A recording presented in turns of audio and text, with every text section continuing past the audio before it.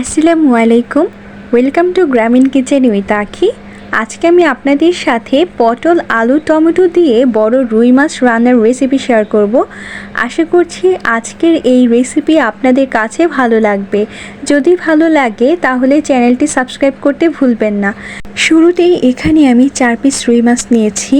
এতে হাফ চা চামচ মরিচের গুঁড়া, হাফ চা চামচ হলুদের গুঁড়া, 1 চা চামচ পরিমাণ তেল আর অল্প একটু লবণ দিয়ে মাছটা ভালোভাবে মেখে নেব।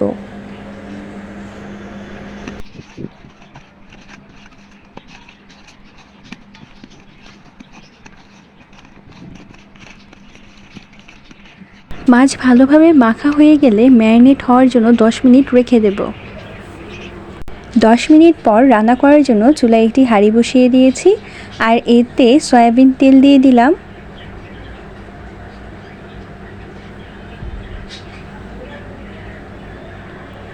তেল গরম হয়ে আসলে ম্যারিনেট করে রাখা রুই মাছগুলো দিয়ে দিলাম।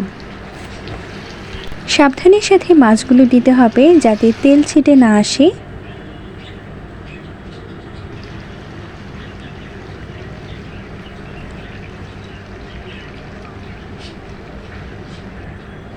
এক পাশ মাছ ভাজা হয়ে এসেছে, এ পর্যায়ে মাছগুলো উল্টে দেব।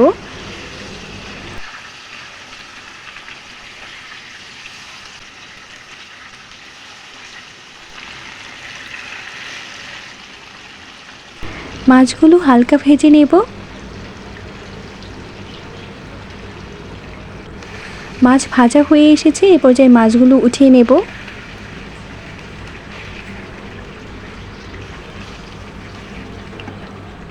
মাছ ভাজা হয়ে গেলে আলু ভেজে নেব। এখানে আমি একটি আলু লম্বা লম্বা করে কেটে হলুদ দিয়ে মাখিয়ে রেখেছিলাম। এখন আলুগুলো ভেজে নেব।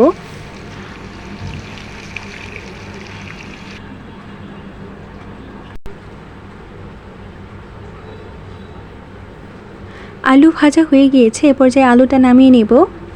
এখন পটল ভেজে নেব। এখানে আমি 4টি পটল মাঝখান থেকে ফালি করে কেটে হলুদ দিয়ে মাখিয়ে রেখেছিলাম। এখন পটলগুলো হালকা ভেজে নেব।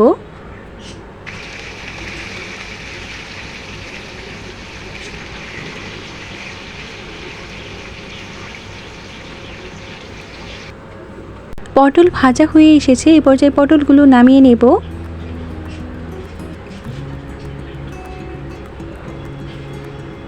অবশিষ্ট তেলে আমি তরকারিটা রান্না করে নেব। এতে আমি 1 কাপ পরিমাণ পেঁয়াজ কুচি দিয়ে দিলাম। নেড়ে চেড়ে পেঁয়াজ হালকা ভেজে নেব।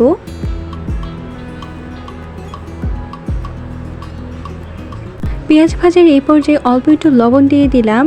এতে করে পেঁয়াজটা তাড়াতাড়ি সেদ্ধ হয়ে যাবে।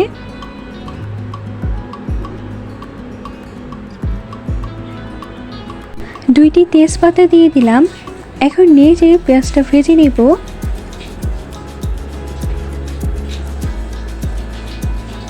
পেঁয়াজ ভাজা হয়ে এসেছে, এ পর্যায়ে 1 চা চামচ আদা বাটা দিয়ে দিলাম। হাফ চা চামচ রসুন বাটা দিয়ে দিলাম।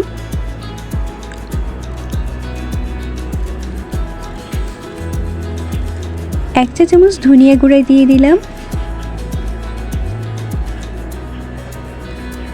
1 চা চামচ হলুদের গুঁড়া দিয়ে দিলাম।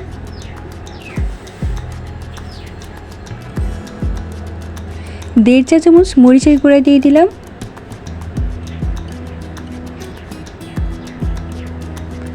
1 চা চামচ জিরার গুঁড়া দিয়ে দিলাম। এখন নেড়ে চেড়ে মশলাটা ভালোভাবে কষিয়ে নেব।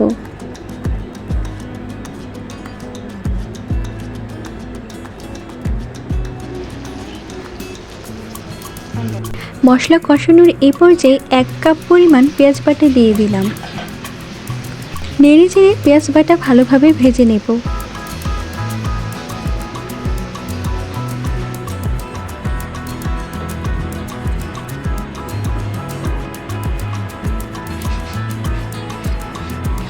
মশলা ভাজার এই পর্যায়ে একটা টমেটো ফালি ফালি করে কাটা দিয়ে দিলাম। নেড়ে চেড়ে টমেটোটা 1 মিনিটের মতো কষিয়ে নেব। টমেটো কষানো হয়ে গিয়েছে, এ পর্যায়ে টমেটো বাটা দিয়ে দিলাম 1 কাপ পরিমাণ। নেড়েচেড়ে মশলাটা আরও 2 মিনিটের মতো ভালোভাবে কষিয়ে নেব।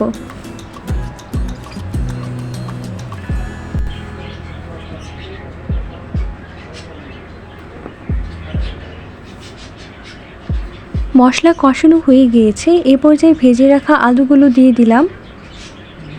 এখন নেড়েচেড়ে আলুগুলো ভালোভাবে কষিয়ে নেব। 2 থেকে 3 মিনিটের মতো আলুটা ভালোভাবে কষিয়ে নেব।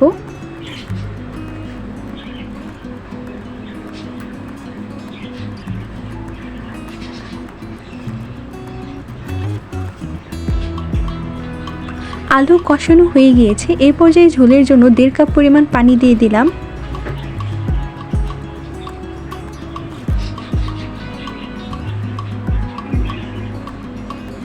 ঝোল দেওয়া হয়ে গেলে চুলার আঁচ হাই হিটে রেখে তরকারিটা বলক উঠিয়ে নেব।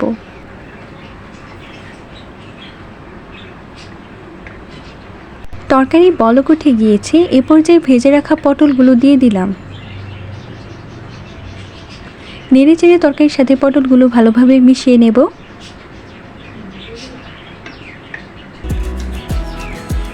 ভেজে রাখা মাছগুলো দিয়ে দিলাম।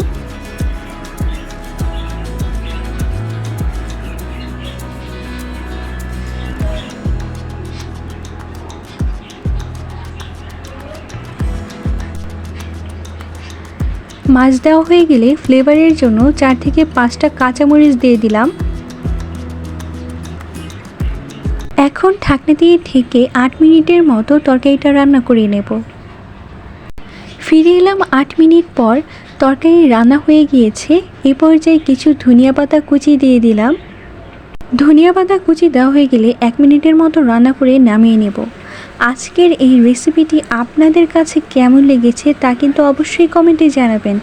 যদি ভালো লেগে থাকে তাহলে চ্যানেলটি সাবস্ক্রাইব করে লাইক কমেন্ট শেয়ার করতে ভুলবেন না। যারা কখনো রুই মাছ এভাবে রান্না করে খাননি তারা অবশ্যই একবার হলেও বাসায় এভাবে রুই মাছ রান্না করে খেয়ে দেখতে পারেন। আশা করছি ভালো লাগবে।